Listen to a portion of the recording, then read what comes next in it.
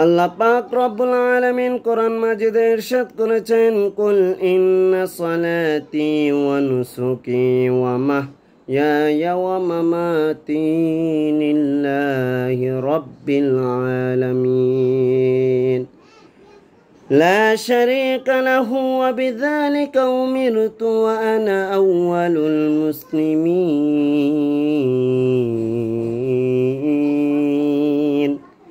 হে আমার বান্দাগণ, আমি তোমাদের জন্য নামাজ কায়েম করেছি। তোমরা যদি প্রতিদিন 5 ওয়াক্ত নামাজ আদায় করো, যে আল্লাহ পাক রব্বুল আলামিন তোমাদের প্রতি সন্তুষ্ট হবে। সে আল্লাহ পাক রব্বুল আলামিন বলেছেন, তোমরা যদি ফজর, জোহর, আসর, মাগরিব, এশার এই 5 ওয়াক্ত নামাজ ঠিক মতো আদায় করো জামাতের সহিত, আমি তোমাদের ঘরের মধ্যে শান্তি, রহমত, বকশিস ফরমাবো। আর যদি তোমরা এই 5 ওয়াক্ত নামাজ ঠিকভাবে আদায় না করো, আল্লাহ পাক রব্বুল আলামিন বলেছেন, আমি তোমাদেরকে পদে পদে পদে পদে কষ্ট দিব। যেই শয়তান আদম আলাইহিস সালামের সাথে, যখন আদম আলাইহিস সালামকে সৃষ্টি করা হয়েছে, আমাদের জন্মপিতা, ওই পিতাকে যখন ইবলিস শয়তানকে বলেছেন সেজদা করার জন্য, ওই ইবলিস শয়তান কি করেছে? অহংকার করেছে। ওই অহংকারের জন্য ওই ইবলিস শয়তান ওই আদমকে সিজদা করে নাই। আর যারা রয়েছে ফেরেশতা, তারা সবাই সিজদা করেছে, কিন্তু সেই ইবলিস শয়তান সে কখনোই সে আদমকে সিজদা করবে না। আগুন যেভাবে উপরে ওঠে, আমিও সেভাবে উপরে উঠব, আমি কখনো নিচে যাব না। সেই ইবলিস শয়তানকে আল্লাহ তাআলা সেই মুহূর্তে পথভ্রষ্ট করে দিয়েছেন।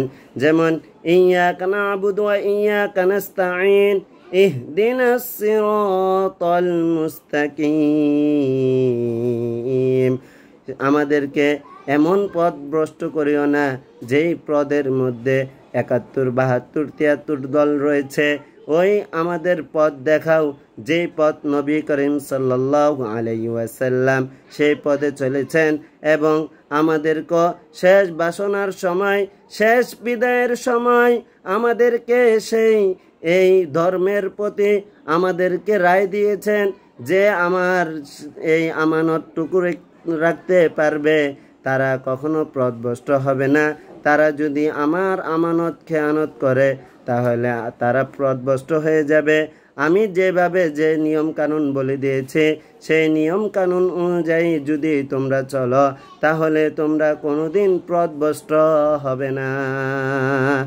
যেমন ইহদিনাস সিরাতাল মুস্তাকিম, এটার মধ্যে উল্লেখ করে দেওয়া হয়েছে, এই ইহদিনাস সিরাতাল মুস্তাকিম আমাদেরকে এমন সঠিক পথ দেখাও, যেই পদের মধ্যে আমরা যদি চলতে পারি, আমরা যদি যাইতে পারি, তাহলে আমাদেরকে এই সঠিক সরল পথ আল্লাহ তাআলা অবশ্যই দান করবে। তবে আল্লাহ তাআলার কাছে বেশি বেশি করে চাইতে হবে। ইহদিনাস সিরাতাল মুস্তাকিম। আর আল্লাহ পাক রব্বুল আলামিন বলতেছেন, এ বান্দা, তোমরা যদি 5 ওয়াক্ত নামাজ জামাতের সহিত আদায় করো, আমি সব সময় তোমাদের সাথে রয়েছি, আমি সব সময় তোমাদের সাথেই থাকবো এবং তোমাদের সাথেই আছি। কেননা এই ফজরের নামাজে যখন মুয়াজ্জিন বলে হাইয়া আলাস সালাহ হাইয়া আলাল ফালাহ কদ কামাতিস সালাহ, যখন বলে আস-সালাতু খায়রুম মিনান নাওম, তোমরা ঘুম যাও না, ঘুম থেকে নামাজ উত্তম।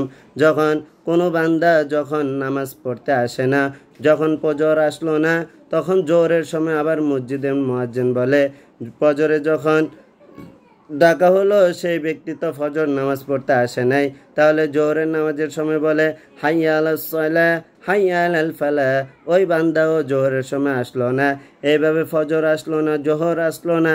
আল্লাহ পাক রব্বুল আলামিন বলতেছেন, ফজর আসে না, জোহর আসে না, তো কি হয়েছে? তাহলে মাগরিবে আসরের সময় ওই বান্দা আসবে। ওই বান্দা যখন আসরে আসলো না, তাহলে মাগরিবের সময় যখন হয়ে যায়, মাগরিবের সময়ও সেই বান্দা নামাজ পড়তে মসজিদে যায় নাই, তাহলে ফজর, জোহর, আসর, মাগরিব, এশার যখন ওই বান্দা যখন 1 ওয়াক্ত নামাজ যখন পড়বে না, আল্লাহ পাক রব্বুল আলামিন বলে, ওই বান্দাকে যখন মৃত্যু বরণ করা হবে, মালাকুল মাউত যখন আসবে ওই বান্দাকে নেওয়ার জন্য, জান কবজ করার জন্য, তখন ওই বান্দা হাউ মাউ করে কান্না করবে। ওই বান্দার হাতুড়ি গুতুড়ি সব ভেঙ্গে চুরমার হয়ে নীল নদের মতো চোখগুলো টানা টানা হয়ে যাবে। আর যারা 5 ওয়াক্ত নামাজ ঠিকভাবে আদায় করবে, তারা ঠিকভাবে আজরাইল যখন আসবে ওদের জান নেওয়ার জন্য, আল্লাহ তখন বলে দিবে, এই বান্দার যখন তোমরা জান নিবে, তখন ওই বান্দার ঠিকভাবে তোমরা জানটা নিয়ে নিবা। সুবহানাল্লাহ। যখন ওই বান্দার যখন জান নেওয়া হবে, ওই বান্দা তখন ইমানের সহিত ওই বান্দার জানটাকে নেওয়া হবে। ওই বান্দা তখন মনে মনে কল্পনাও করতে পারবে না যে আমি কি দুনিয়াতে ছিলাম নাকি নাই, না আদৌ ছিলাম নাকি ছিলাম না। আল্লাহ পাক রব্বুল আলামিন আমাদেরকে সব কিছু মানার এবং বুঝার তৌফিক